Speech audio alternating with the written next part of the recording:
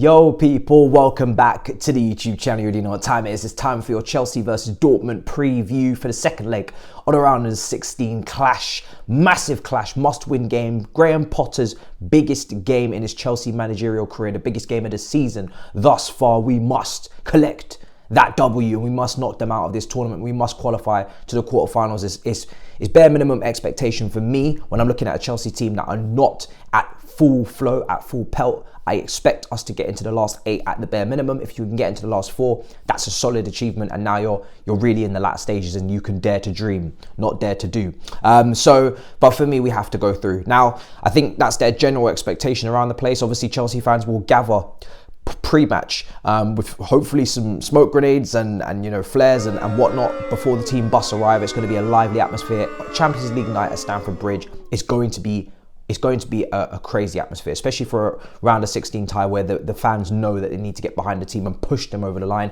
I did watch Dortmund against RB Leipzig last Friday. We did a watch along here. They won 2-1.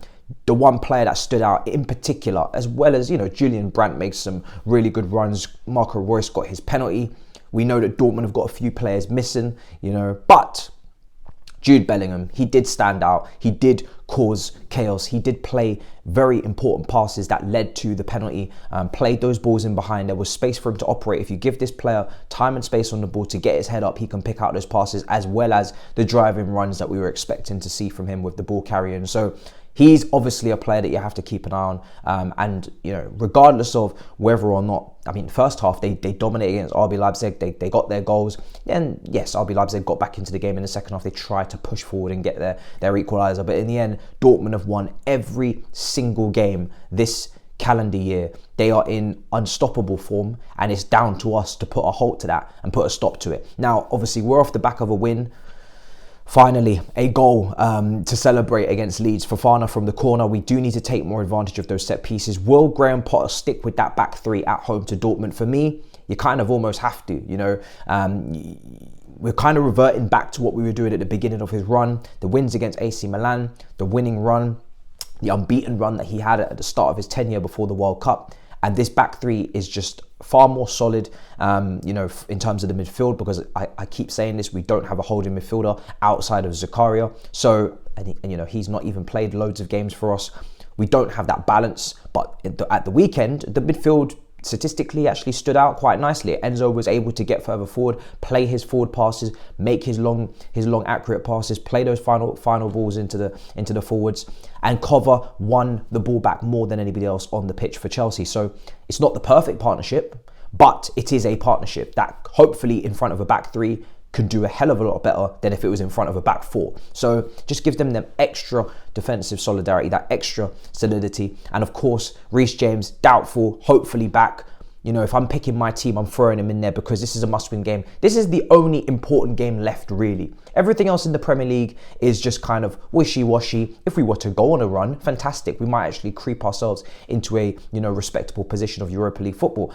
Really angers me that Liverpool are literally on the cusp of catching Tottenham when we were right alongside them only a month ago. And if we had done similar to Liverpool and picked up the points where we were expected to pick up, we would also be in a top 4 race and we would also be pushing for those places. But listen, we're on to Champions League now. You can win it and qualify that way. As much as I don't believe that that's really going to happen, one step at a time, one round at a time, we need to win this match. Now, Kante is probably too soon, okay? Apparently he could be in the squad, but it's definitely too soon for him to start, even though this game is of a high magnitude. If we're signing him up to this long-term contract, you don't want to get Kante injured again and have that snowball effect of conveyor belt of injuries for him. Aspilicueta is out, Armando Broja is out, the conveyor belt, the scroll bar at the bottom of the screen will continue to keep updating you with Mendy, Mason Mount suspended and out as well, and Thiago Silva out. So hopefully Reece James can go onto that right wing back spot. I thought Loftus-Cheek, yes, he did a competent job there at the weekend, but Reece James is emphatically, drastically immortality. He's just better, man, at the right wing back spot. I need those crosses coming in from that right hand side. I need those shots coming in from the right hand side. I need his final third impact to be once again demonstrated in this team, because it's kind of been a non-factor for the last couple of weeks. Chilwell on the left hand side, he was probably one of our best players against Leeds.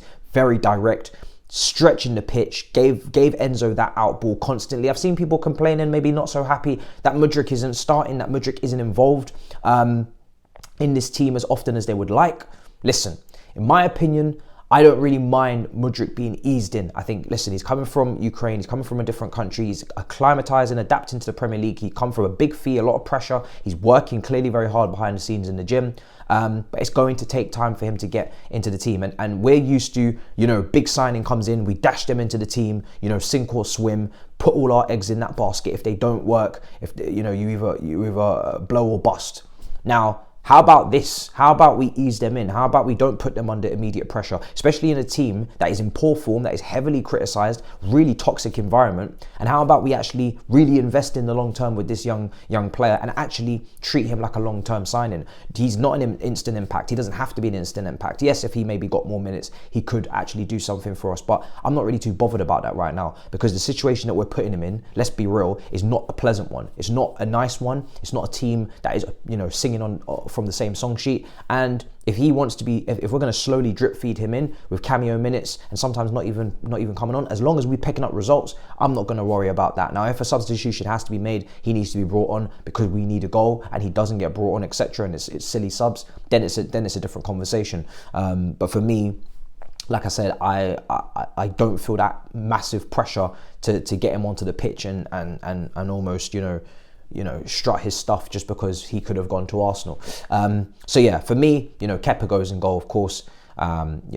He wore the armband towards the end of that last game. It was weird, it was strange, but it's insane, his rise, I guess, isn't it? Or maybe is it an indictment of our club and where we're at? I don't know.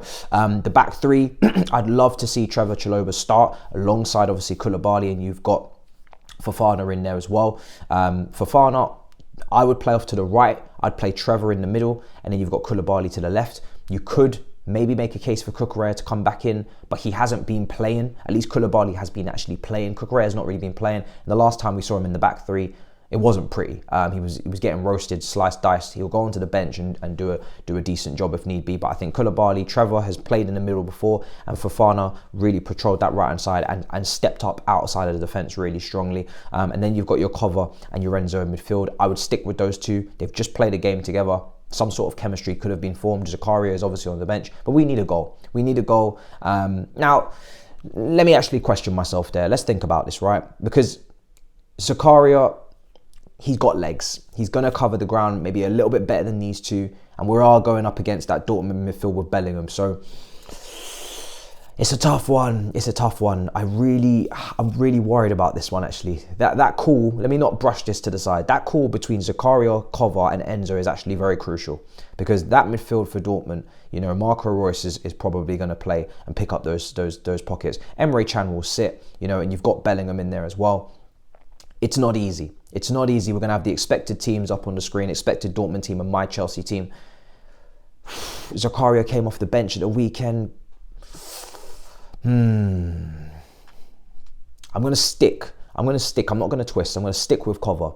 And I'm going to go with Reece James Chilwell. I'm going to go with Cover and Enzo in the midfield. Purely because I want us to dominate possession. I want us to take the game to them. And I do want us to get on the front foot. And I do want us to get that early goal. I do think the longer this game drags out, the more likely we are not going to go through. I think if we just go blitz, immediately put them on under that pressure with the crowd up, and you've got Zakaria there.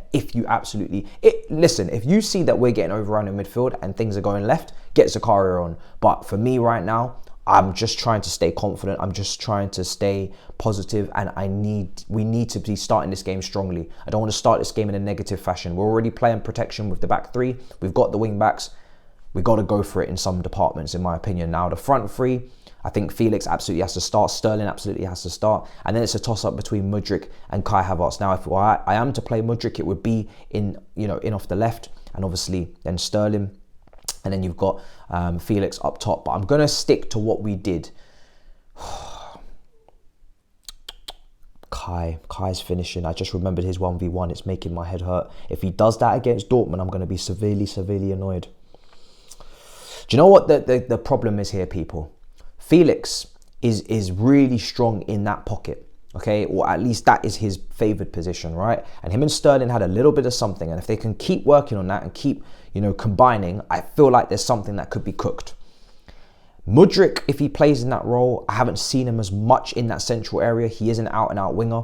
You would have to then invert Chilwell, make him make those runs. We saw Chilwell sometimes inverting under Tuchel, but it's not the same. And then you're losing potentially those combinations with Sterling that Felix had. If you play him in that false nine, Felix is then playing a different position. And he's playing, further up the pitch, maybe less involved in our overall general play. And if he drops too deep, then we've got no focal point. We've got nobody making those runs in behind, and potentially no presence in the box if we were to get crosses in. I'm going to stick with Kai. I've talked myself into it. I'm going to stick with Kai. I'm going to go Felix and Sterling purely because we have wing backs in James, who's a doubt, but James, hopefully, and Chilwell whipping that ball in. I need someone who can head the ball. We have no Aubameyang. Fofana's not going to start. I need somebody who has the potential to head the ball. I need somebody to play that role, press from the front, make those runs, and please, Kai, if you get an opportunity to score, don't try and chip the goalkeeper again. Lash it, slash it, smash it. Give us some venom, give us some power, give us some we must, give us some Champions League fever, okay? And pray. So, Felix and Sterling stay in their natural positions, or at least stay in the positions that they have done very well in this formation. In the last match, I thought Sterling was really, really good. Get the ball to him as often as possible. Some people are criticising Felix quite heavily and they're not too impressed. Listen, he's been inches away at times from a goal. Yes, there has been moments where you could say he could have got his head up, etc. in previous matches, but I am looking at the bulk of Felix's games, and I was impressed with West Ham. I was impressed with Dortmund. I think at the weekend he was good. So I think most games that Felix has played, he's actually made good cameos. Now, could he have been better? 100%. Could he have scored more goals? 100%. He's only got one goal, and that was our only goal last month. But he's been close at times, hitting the post, etc. in the first leg. I think give him more time. Let's not judge him so early. He's only in his first month and a bit. I'm ready to persist, and like I said, I have immense faith in the player. I think he's extremely talented, and I think he can really, really help us, progress and become a more creative team. So I'm excited to see him again with Sterling in those pockets. That's my team. It goes without saying that we absolutely have to win this game. They don't have their first choice goalkeeper. I believe he is out, I hope, or he's a doubt. And then obviously may come in, who I think had a couple of moments at the weekend, which is a little bit shaky from him. So we'll see. We shall see, guys. Julian Brandt, Emre Can, Bellingham, Özcan, Royce, Haller, very tall, going to have to be defended and dealt with. Guerrero, these are what we expect. These are the situations that we have to deal with. Obviously, Guerrero, the left back for Portugal, came in for Mendes in the World Cup. Keep your eyes peeled. Stay visual. Stay on point. Stay very safe, because it's going to be a long day. My prediction: I'm going to be positive. I'm going to send out positive vibes into the atmosphere. I hope it's a special night. I hope it's a night of redemption. I'm going to go over 2-0 Chelsea win.